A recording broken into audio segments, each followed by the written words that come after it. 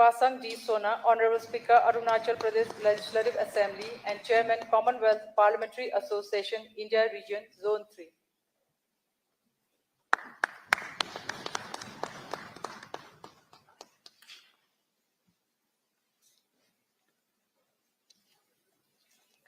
Shri Prem Singh Tamang, Honorable Chief Minister, Government of Sikkim.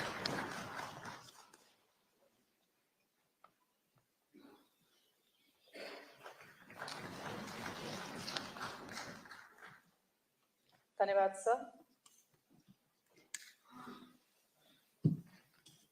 Sikkim विधानसभा के माननीय अध्यक्ष श्री अरुण कुमार उप्रेती जी से अनुरोध है कि वे अपना स्वागत भाषण प्रस्तुत करें।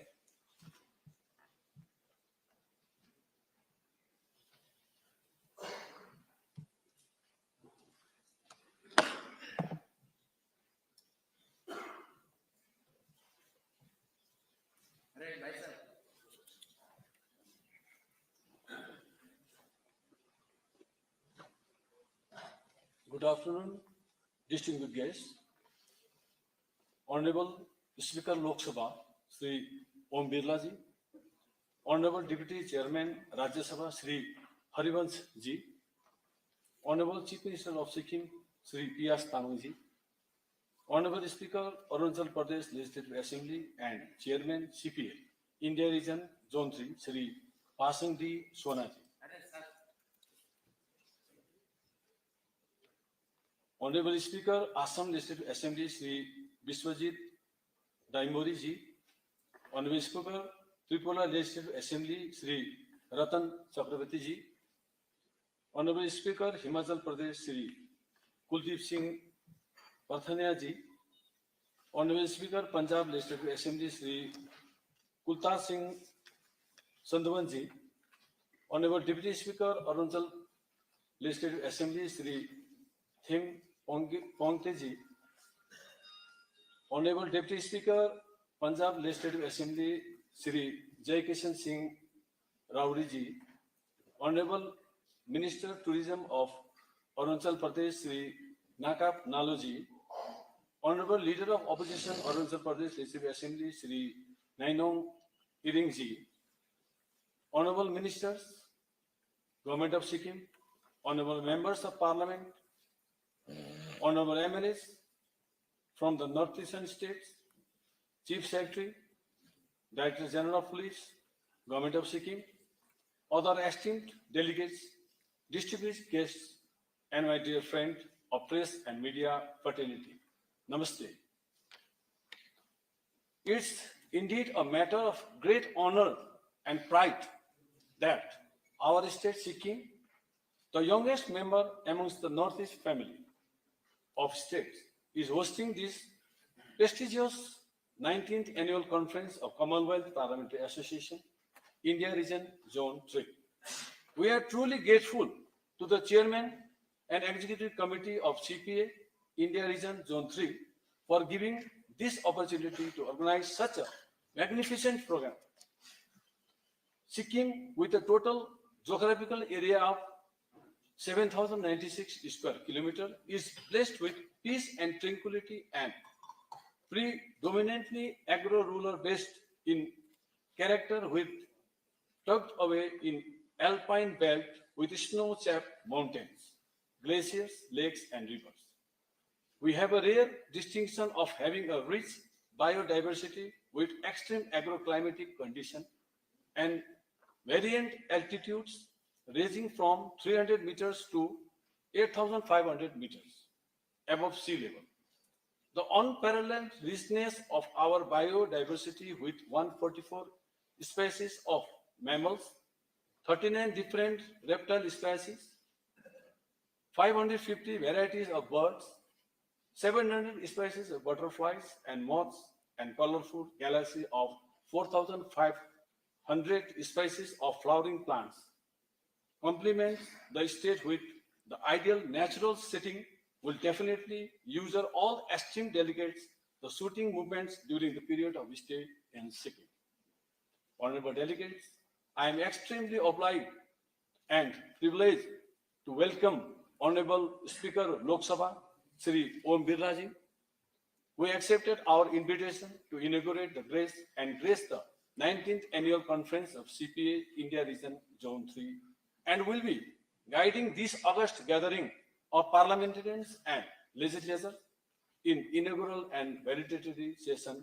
Our heartily welcome to you, sir. I am honored and obliged to welcome treasured literary figure and Honorable Deputy Chairman Rajya Sabha Shri Harivansh Ji to this conference. I am also delighted and thrilled to welcome respected Shri P.S. Tamang Ji, Honorable Chief Minister of Sikkim, also the leader of House of Sikkim Legislative Assembly to this 19th Annual Conference of Commonwealth Parliamentary Association.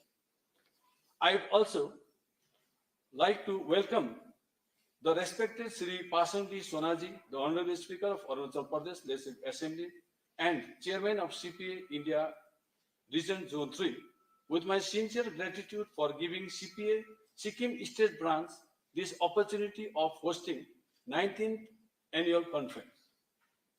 In this momentous and memorial occasion, I would like to heartily welcome Sri Biswajit Daimori Ji, Honorable Speaker, Assam Legislative Assembly, Sri Ratan Chakrabarti Ji, Honorable Speaker, Tripura Legislative Assembly, Srimati Ritu Khanduri Bhushan Ji, Honorable Speaker, Uttarakhand Legislative Assembly, Sri Kuldeep Singh Pathania Ji, Honorable Speaker, Himachal Pradesh, Sri Kulta Singh Sandwan Ji, Honorable Speaker, Punjab Legislative Assembly, Sri Them Pongi Ji, Honorable Deputy Speaker, Arunachal Pradesh Legislative Assembly, Sri Jai Kishan Singh Rauri Ji, Honorable Deputy Speaker, Punjab Legislative Assembly, Honorable Minister of Tourism, Arunachal Pradesh, Sri Nakap Naloji, Honorable Leader of Opposition, Arunachal Pradesh Legislative Assembly, Sri Neong Irong Ji, Honorable Ministers, Government of Sikkim, all the Honorable Members of Parliament, Honorable MLAs from all the CPA Zone 3 states who have given their honored presence in this conference. Let me heartily welcome respected Secretary Rajya Sabha, Secretary CPA India Region Zone 3, Chief Secretary DGP Sikkim and Secretary Law and Parliamentary Affairs Department Government of Sikkim, Secretaries of State Legislative Assemblies, officials of Lok Sabha, Rajya Sabha Secretariat and other state legislative assembly secretariats. All the dignitaries and official delegates present here in this conference. Honorable delegates, indeed, this annual conference is the perfect blend of learning and networking, and in this significant moment, all of us will delve into three topics of socio-political importance. Number one, making the parliament and assembly more accessible to the public citizen. Number two, drug abuse and way forward. And three, cyber bullying. I definitely will look forward to a very meaningful interaction among all participants and gain an insight during the plenary session. I also hope the conference will see the beneficial and inspiring words of parliamentary brilliance and expertise from exuberant parliamentarians and legislators present here to inspire all of us to sharpen our vision and further to discuss critical issues related to human good. Before I conclude, once again, I would like to welcome one and all and wish all delegates a very pleasant stay in Sikkim where nature smiles. With these few words, I would like to conclude here, once again welcoming you all in this conference. Thank you.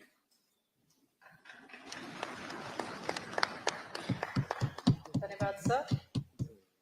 राष्ट्रमंडल संसदीय संघ India region zone 3 के अध्यक्ष एवं अरुणाचल प्रदेश विधानसभा के माननीय अध्यक्ष श्री पासंगजी सोना जी से अनुरोध है कि वे सम्मेलन में अपना वक्तव्य प्रस्तुत करें।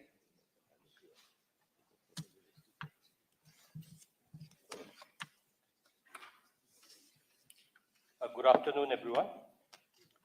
It is indeed a great pleasure an honor for me to acknowledge the presence of Honorable Speaker, Lok Sabha, Sri Om Birla ji, Honorable Deputy Chairman, Rajya Sabha, Sri Harivansh ji, Honorable Chief Minister of Sikkim, Sri P.S. Tamang ji, and my colleague and Honorable Speaker of Sikkim, Sri Upreti ji, Deputy Speaker, Sri Datya ji, and all the speakers from the Northeast region and from other part of the country, honorable ministers from different states of Northeastern region and MLAs, and ministers and MLAs from Sikkim, and the officials from Lok Sabha and Rajya Sabha, and from Sikkim government and Sikkim Legislative Assembly.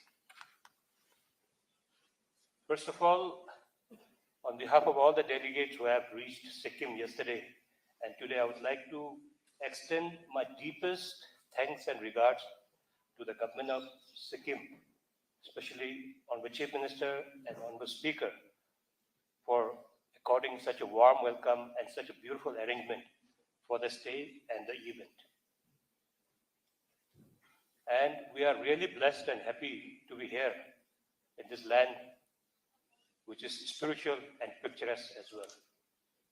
So now that we have gathered here today for the CPA conference of India Region Zone 3, I would like to give a brief background about the CPA India Region Zone 3. It all started as a Northeast Region CPA way back in 2018, way back during 1997. And the first conference was in Kohima, and later in the year 2018, it was renamed as CPI India Region Zone 3 on March 2018.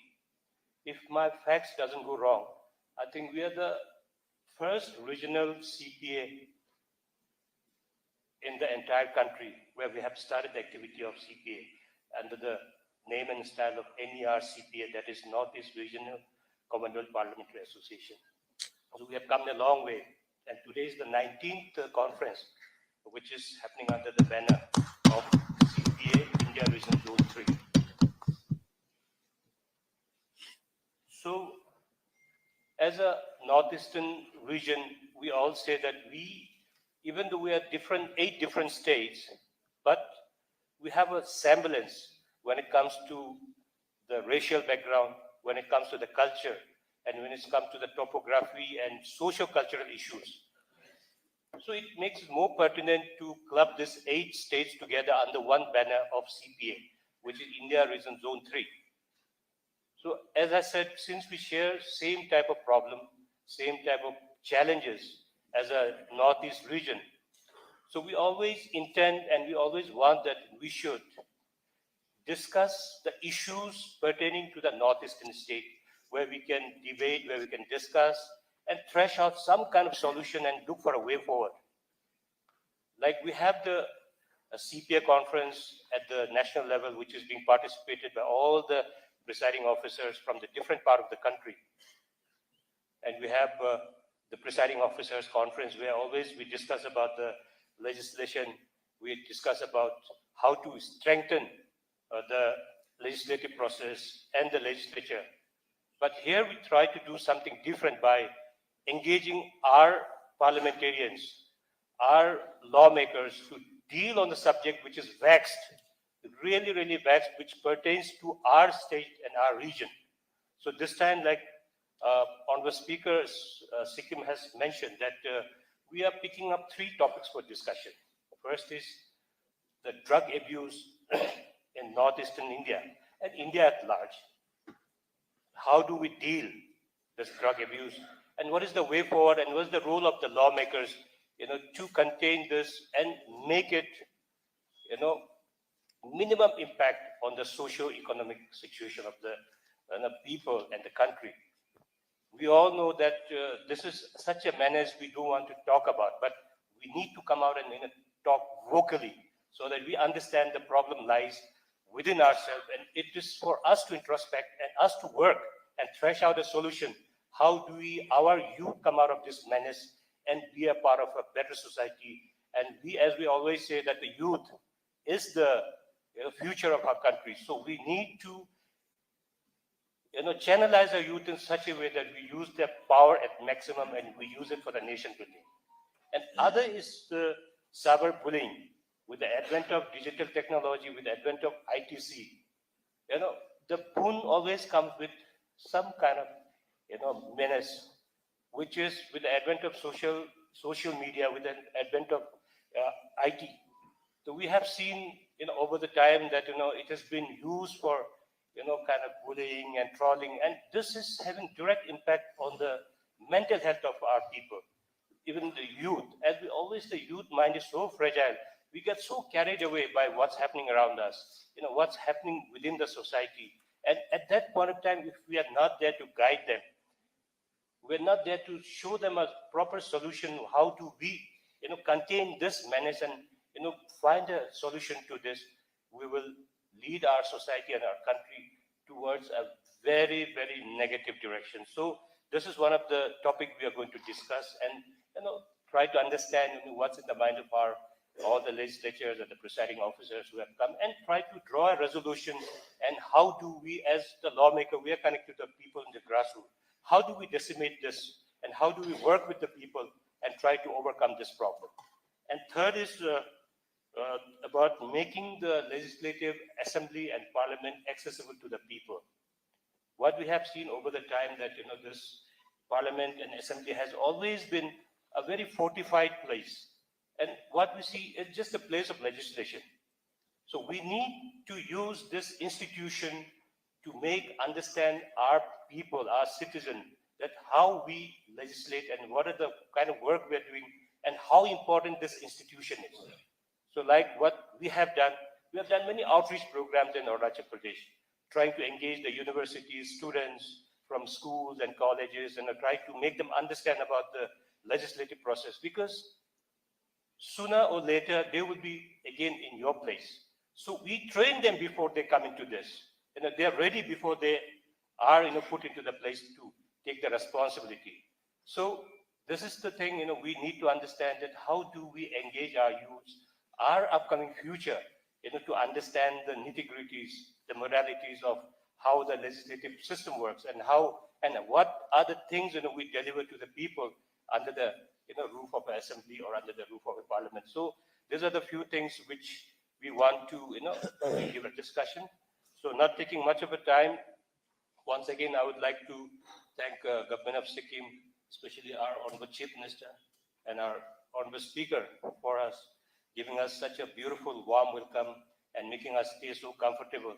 And we look forward for more, things to come and things to see in just few days to come. And we are very, very hopeful that this conference will give a new impetus to the discussions we have done and give a new directions to the thought process of all of us here today. With these few words, I would like to thank you. Thank you so much for making me give the keynote address. Thank you. धन्यवाद sir. Sikkim के माननीय मुख्यमंत्री श्री प्रेम सिंह तामाङ जी से अनुरोध है कि वे सम्मेलन को संबोधित करें।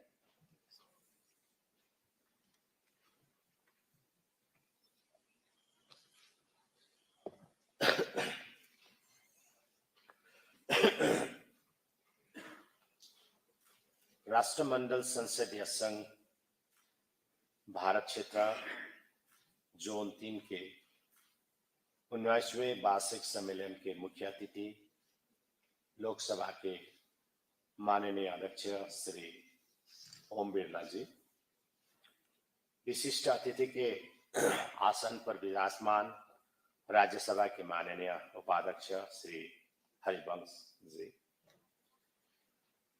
राष्ट्रमंडल संसदीय संघ भारत क्षेत्र जोन 3 के अध्यक्ष एवं अरुणाचल प्रदेश विधानसभा के माननीय अध्यक्ष श्री पासंग डी सोना जी,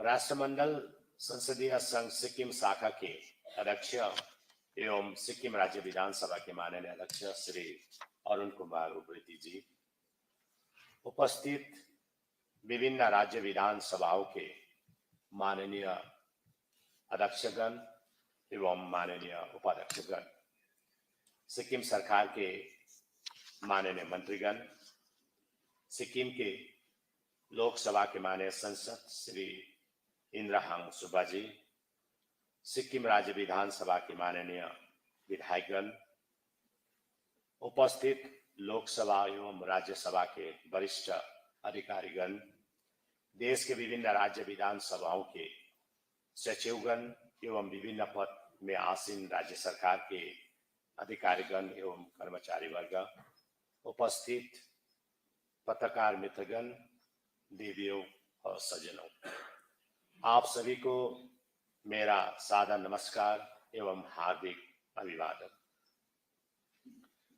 इस ऐतिहासिक सम्मेलन में उपस्थित राष्ट्रमंडल संसदीय संघ भारत क्षेत्र जोन 3 के 19वें वार्षिक सम्मेलन के मुख्य अतिथि परम आदरणीय श्री ओम बिरला जी, आदरणीय विशिष्ट अतिथिगण एवं समस्त प्रतिनिधियों को सिक्किम की ओर से हार्दिक स्वागत एवं अभिनंदन व्यक्त करना चाहता हूं।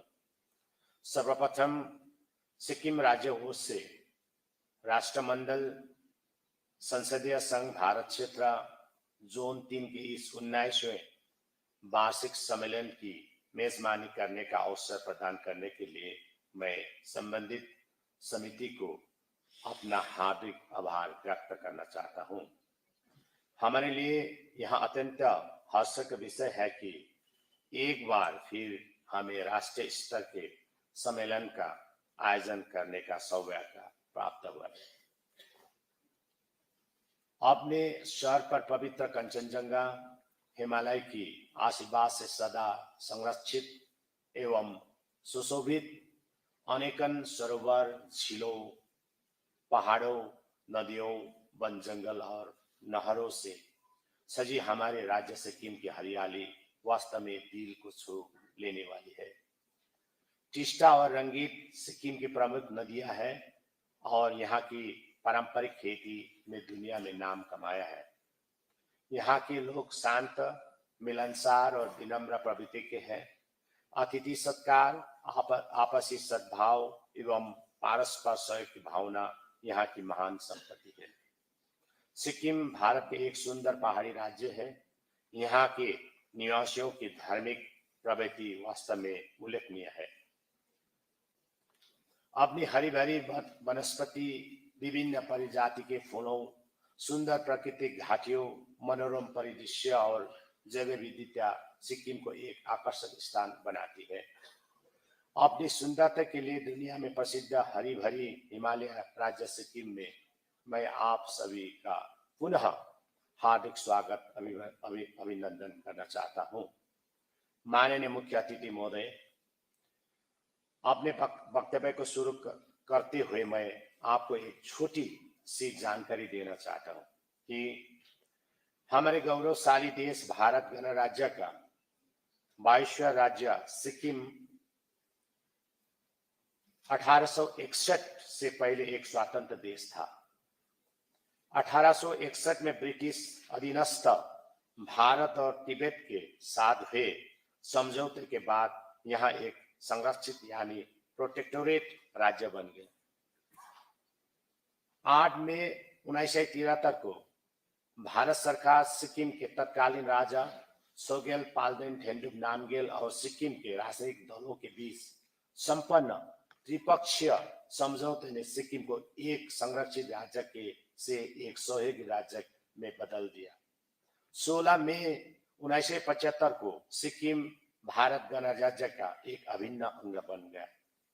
एक और जानकारी मैं सदन में देना चाहता हूं कि 23 मार्च 1953 को जब महाराजा तासी नामगेल ने सिक्किम राज्य परिषद के गठन की कानूनी घोषणा की, तब से सिक्किम में संसदीय परंपरा की स्पष्ट शुरुआत हुई।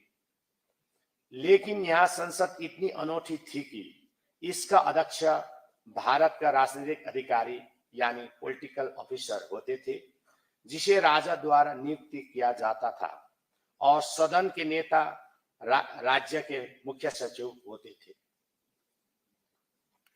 पार्षदगण जनता के द्वारा निर्वाचित सदस्य होते थे।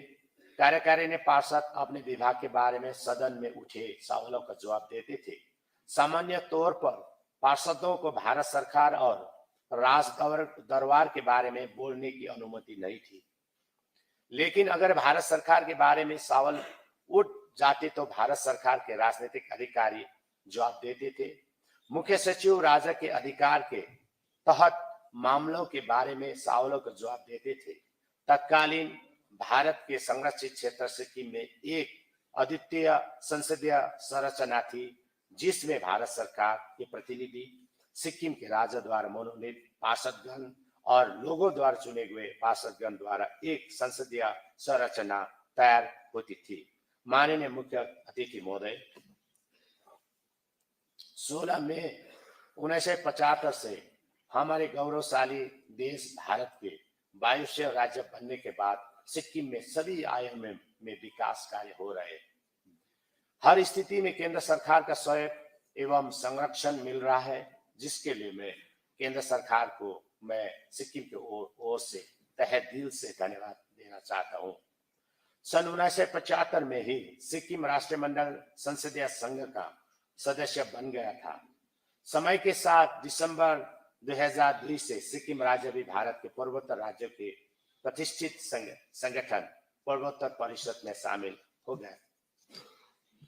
माननीय मुख्य अतिथि महोदय, इस ऐतिहासिक सदन में मैं ये भी अवगत करना चाहता हूं कि 2014 से देश के माननीय प्रधानमंत्री श्री नरेंद्र मोदी जी के नेतृत्व में एनडीए सरकार सत्ता में आने के बाद हमने पिछले 8-10 वर्षों में उल्लेखनीय और दूरगामी परिवर्तन हमारे पूर्वोत्तर क्षेत्र में देखे हैं। एक पॉलिटिकल प्लेटफॉर्म से डेवलपमेंटल प्लेटफॉर्म में परिवर्तित होकर पूर्वोत्तर ने आज एक नया रूप धारण किया है। इस क्षेत्र में मल्टीमोडल कनेक्टिविटी में अभूतपूर्व प्रगति देखी है, जिससे सभी आवाजाही बहुत सुलभ ढांचे में आसान हो गई है और अन्य सभी क्षेत्रों एवं आयों में प्रगति और उन्नति हो रही है।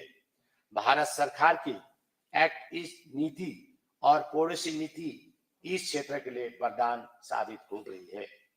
देश के यशस्वी प्रधानमंत्री श्री नरेंद्र मोदी जी ने हमारे पूर्वोत्तर राज्य को अष्टलक्ष्मी की संज्ञा देकर और प्रतिष्ठित एवं सम्मानित कर दिए है। ये क्षेत्र पहले वोट बैंक के रूप में जाना जाता था, लेकिन आज उनकी दूरदर्शिता के परिणाम स्वरूप ये क्षेत्र विकसित क्षेत्र बन गई है। हम सभी देश के माननीय प्रधानमंत्री नरेंद्र मोदी जी एवं केंद्र सरकार के सदा आभारी है।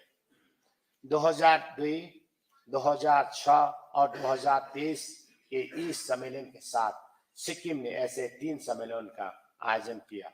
इसके लिए हम बहुत गौरवान्वित महसूस करते हैं और संबंधित सभी को हार्दिक कृतज्ञता व्यक्त करते हैं। आज के इस ओजस्वी सदन में देश के गण्यमान्य व्यक्तियों के समक्ष सिक्किम में शुरू की गई कुछ कल्याणकारी योजना के बारे में भी अवगत करना चाहता हूं कि सिक्किम में पर्यावरण संरक्षण को प्राथमिकता देते हुए सरकार ने इसी साल से एक नई योजना शुरू की है, जैसे मेरा रुख मेरो संतति अर्थात मेरा वृक्षा मेरा संतति के नाम से जाना जाता है, यानी plant 100 trees for every newborn child born in Sikkim, जिसके तहत एक नवजात शिशु के जन्म के अवसर पर उन शिशु के नाम में सरकार 100 वृक्षारोपण करेगी। वृक्ष और बालक साथ साथ बढ़ेंगे और वे बालक अपने वृक्ष एवं पर्यावरण के विषय में सदैव सचेत और जानकर रहेंगे। पर्यावरण समृद्धि के साथ साथ समय में वैश्विक स्तर पर कार्बन नियंत्रण एवं संतुलन के लक्ष्य में लाभदायक होने की भी आशा के साथ सिक्किम सरकार ने इन योजना का पहल करके धरती माता को समर्पित किया है। इसी तरह गरीब एवं असहाय स्थिति में रह रही माताओं को सहायता देते हुए राज्य सरकार ने आमा योजना अर्थात माता योजना शुरू की है, जिसके अंतर्गत उन माताओं को हर साल 20,000 रुपए की सहायक राशि दी जाएंगी। विपन्न और असहाय स्थिति के चलते जो माताएं दुखदायक जीवन जी रहे, आशा है इस योजना से उन्हें कुछ राहत अवश्य मिलेगी।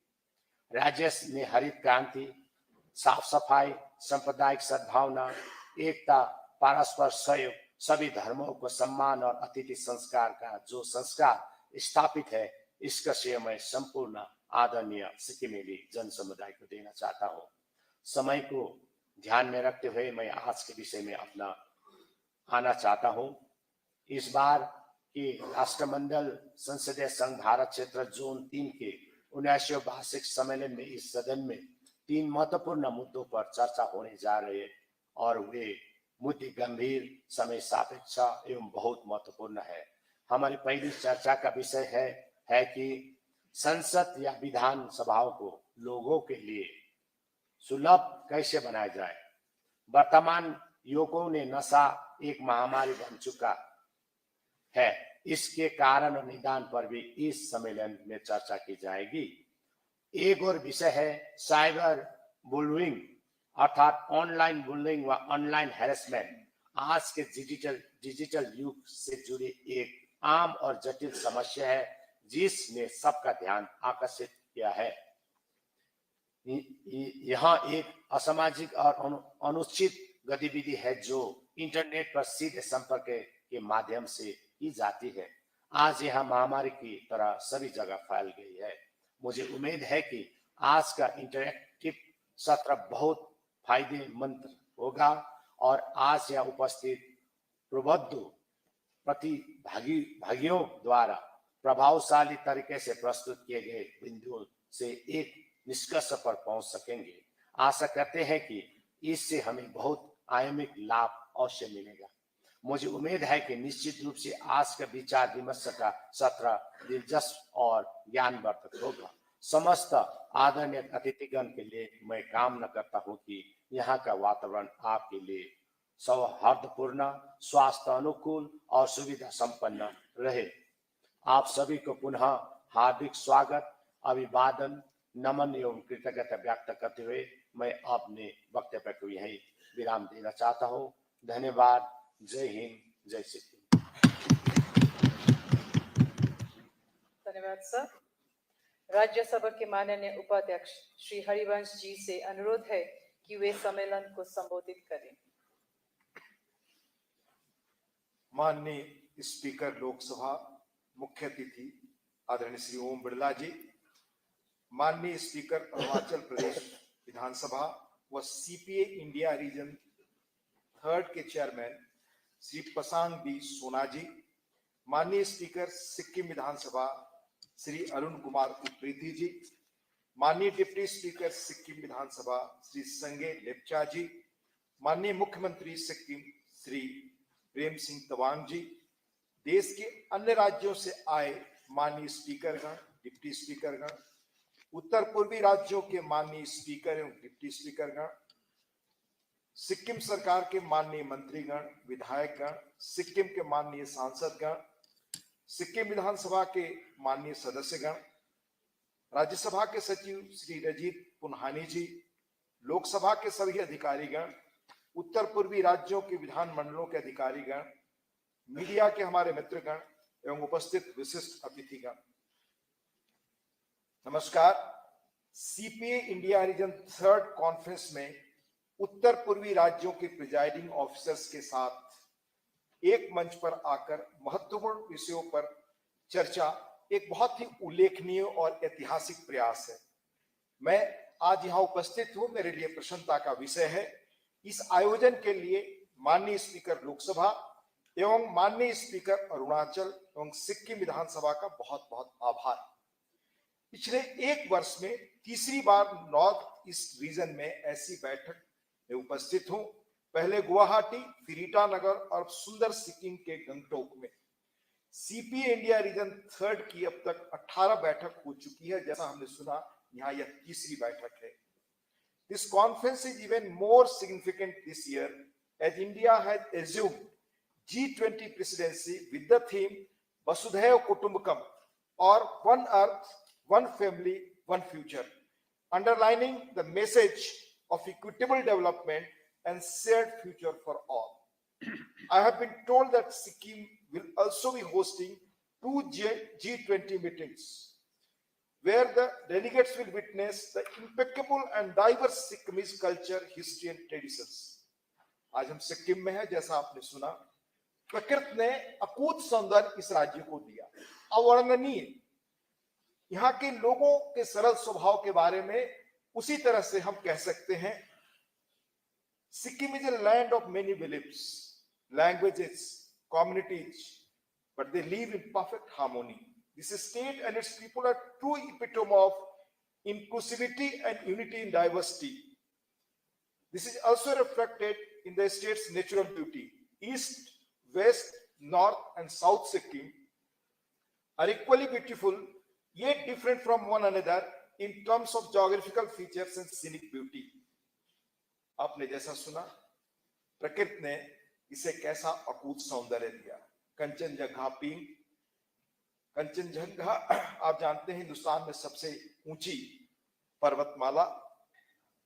साथ ही इस राज्य ने कैसे भविष्य की चुनौतियों को देखते हुए पहले ही कदम उठाया। Band plastic water bottles, Sikkim 2016 से ही क्लीनेस्ट स्टेट के विशेषण से जाना जाता है।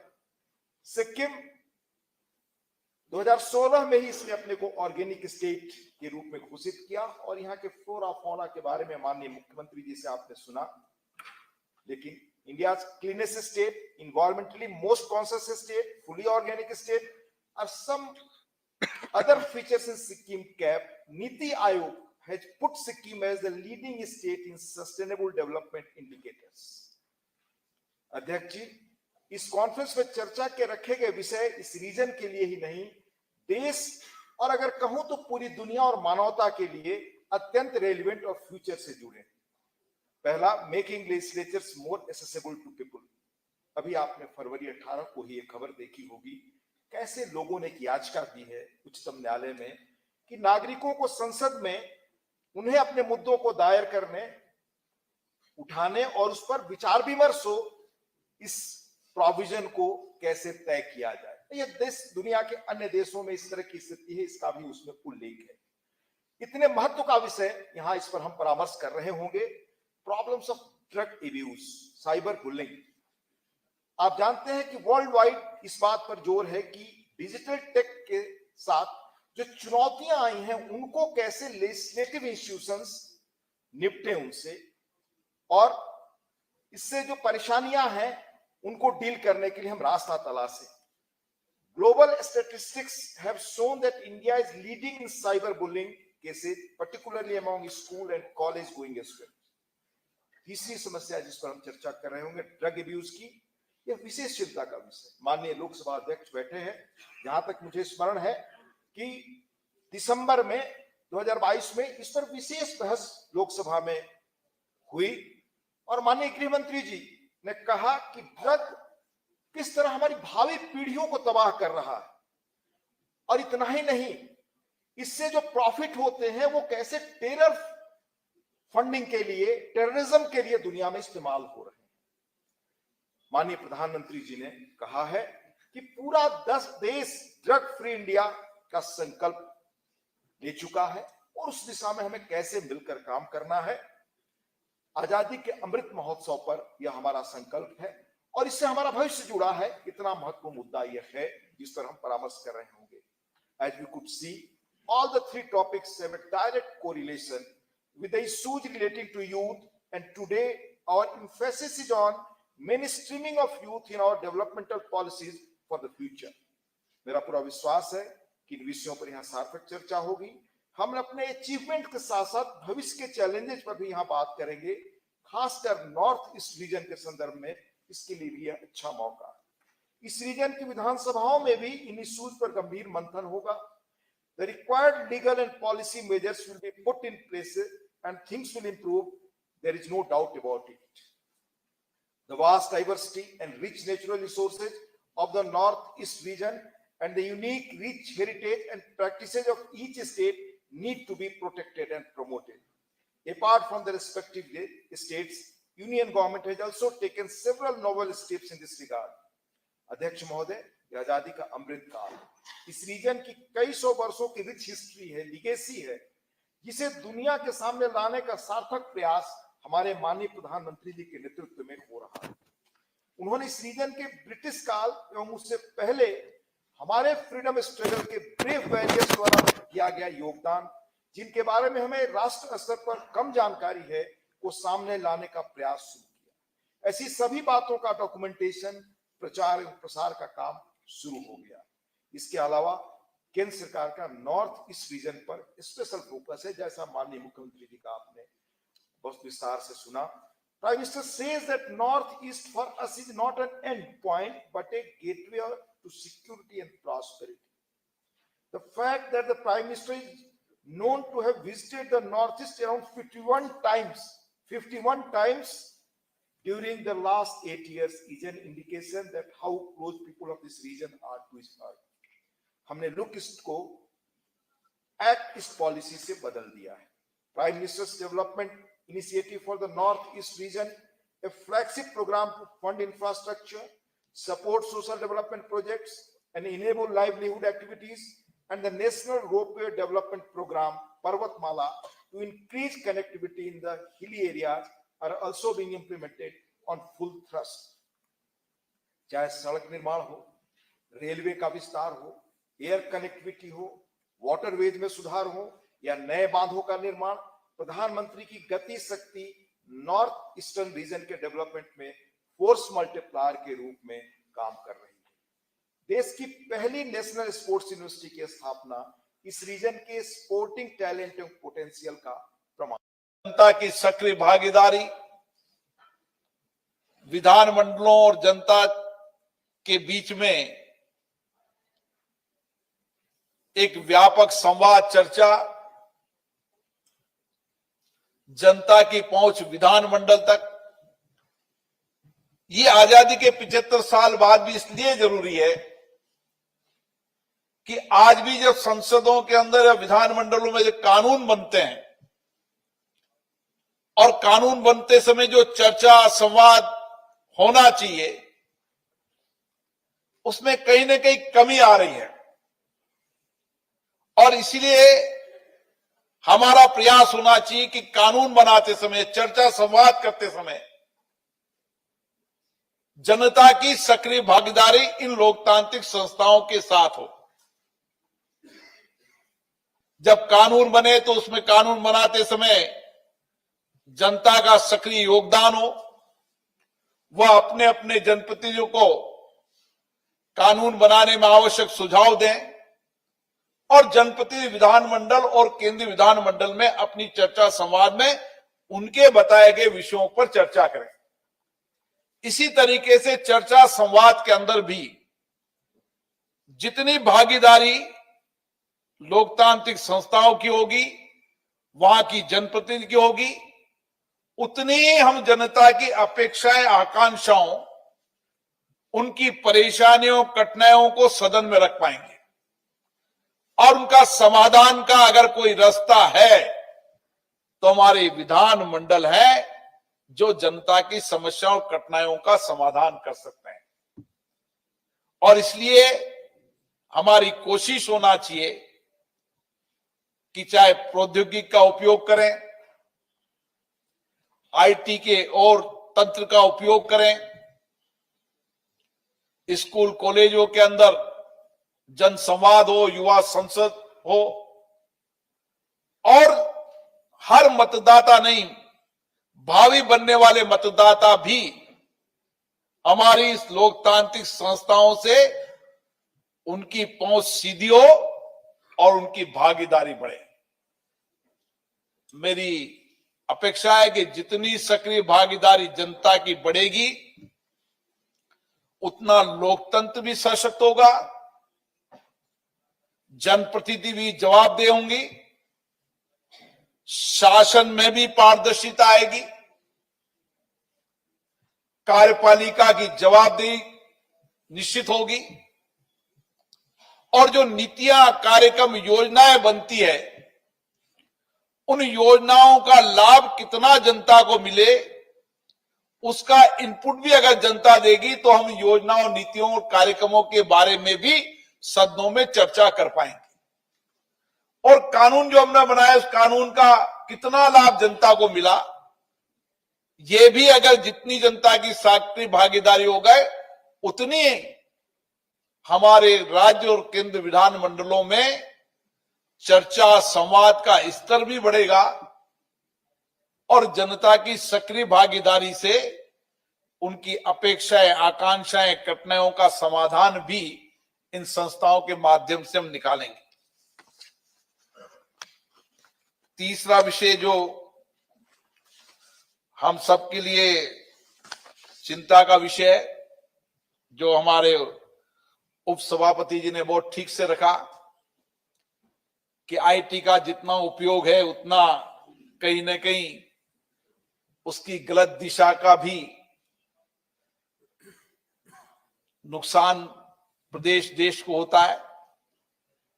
इसलिए आईटी का उपयोग, प्रौद्योगिकी का उपयोग हमारे दिनचर्या के लिए आवश्यक है। शासन प्रशासन में पारदर्शिता के लिए उपयोगी है, लेकिन उसके साथ जो उसके दूसरे पहलू है, उन पहलुओं पर भी जनता को सचेत करने की जिम्मेदारी इन विधानमंडलों की है, जनप्रतिनिधियों की है। इसलिए साइबर बुलिंग जैसे विषय पर भी हमें व्यापक चर्चा, संवाद करना चाहिए। और ये सब विषय, हर विषयों पर जितनी लोकतांत्रिक संस्थाएं जनता के बीच में जाएगी, उतना ही बेहतर शासन होगा और उतनी शासन प्रणाली बेहतर बनेगी, पारदर्शिता बनेगी। इसलिए साइबर बुलिंग जैसे विषय पर भी आने वाली पीढ़ियों को हमें सचेत करना होगा, मार्गदर्शन करना होगा, ताकि हम इंफॉर्मेशन टेक्नोलॉजी का सही दिशा के अंदर उपयोग करें और उसका लाभ हमको मिले, उसका दुरुपयोग नहीं हो। इसके लिए भी हम विशेष काम करना होगा। मुझे आशा है कि हम सबका एक लक्ष्य है, 2047 में भारत को विकसित राष्ट्र बनाना। और हमारे प्रधानमंत्री जी ने इस 140 करोड़ जनता से अपेक्षा की है कि समृद्ध, समर्थ, विकसित राष्ट्र बनाना है तो सबको मिलकर काम करना होगा, सबके सहयोग से काम करना होगा। देश के हर राज्य जो कभी पिछड़े थे, अभाव में थे, उनको भी मुख्य धारा में लाकर उनको समकक्ष खड़ा करना होगा। उन जिले, आकांक्षी जिलों को भी विकसित जिलों के समकक्ष खड़ा करना होगा। देश के अंतिम व्यक्ति के जीवन में बदलाव लाने के लिए हम सबको सामूहिक प्रयास करना होगा, तो हम समृद्ध और विकसित राष्ट्र भारत बना पाएंगे। इसके लिए विधानमंडल और माननीय जनप्रतिनिधियों की विशेष रूप से भूमिका है। मुझे आशा है कि ये G20 और G20 के बाद P20 का सम्मेलन, जहां हम हमारी लोकतांत्रिक संस्थाओं के माध्यम से सामाजिक आर्थिक बदलाव, हमारी जीवन पद्धतियों के अंदर लोकतंत्र है। और हमें आशा है, दुनिया भी ये मानती है कि शासन चलाने की सर्वश्रेष्ठ पद्धति लोकतंत्र है और ये भारत की प्राचीनतम पद्धति है। जैसा अभी प्रेम सिंह जी ने कहा कि किस तरीके से हमारी संसदीय लोकतांत्रिक प्रणाली कितनी पुरानी है, उसी तरीके से हमारी प्राचीनतम लोकतंत्र पद्धतियों के हम उदाहरण पेश करें तो सभा, समितियां इसी तरीके से चर्चा, संवाद करती थी, नियम प्रक्रियाएं बनाती थी। और सारी जनता उनको मानती थी। मुझे आशा है इस दिशा के अंदर हम आगे बढ़ेंगे और G20 और P20 हमारे एक मील का पत्थर साबित होगा, ताकि दुनिया को हम हमारी सर्वश्रेष्ठ लोकतंत्र पद्धति और उसके माध्यम से हुए सामाजिक आर्थिक परिवर्तन की दिशा दे सके। मुझे आशा है कि 2 दिवसीय ये पूर्वोत्तर राज्यों का सम्मेलन एक मील का पत्थर साबित होगा और यहाँ की चर्चा संवाद के बाद जो निर्णय, जो फैसले होंगे, उन फैसलों से जिन विषयों पर हम चर्चा कर रहे हैं उनसे लोगों के सामाजिक आर्थिक जीवन में परिवर्तन तो आएगा, लेकिन जो सामाजिक बुराई समाज में बढ़ रही है उसको रोक भी पाएंगे और उसको समाप्त भी कर पाएंगे। और लोकतंत्र में भागीदारी बने, इस विषय पर भी हमारे कई सुझाव आएंगे। इन तीनों विषयों पर जो संवाद चर्चा होगा उसका एक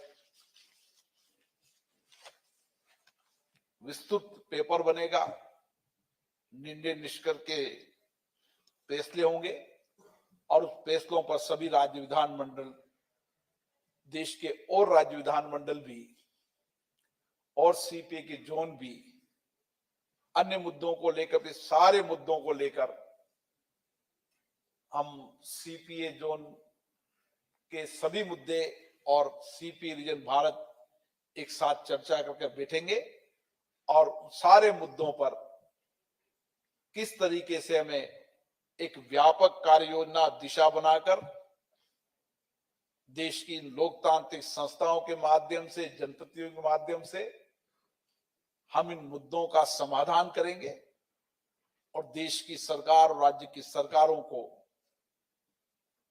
एक व्यापक रूप से सुझाव देंगे, ताकि राज्य सरकारें भी और केंद्र सरकार भी उन तरह की नीतियां, कार्यक्रम, योजनाएं और कानून बनाकर इस देश में सामाजिक बदलाव ला सके। आप सभी को बहुत बहुत धन्यवाद। पुनः मैं सिक्किम विधानसभा के अध्यक्ष श्री अरुण कुमार उप्रेती जी को धन्यवाद देता हूं, राज्य के मुख्यमंत्री जी को धन्यवाद देता हूं कि उन्होंने सीपीए जोन के प्रतिनिधियों का जो स्वागत किया, अभिनंदन किया, उसके लिए उनको बहुत बहुत धन्यवाद।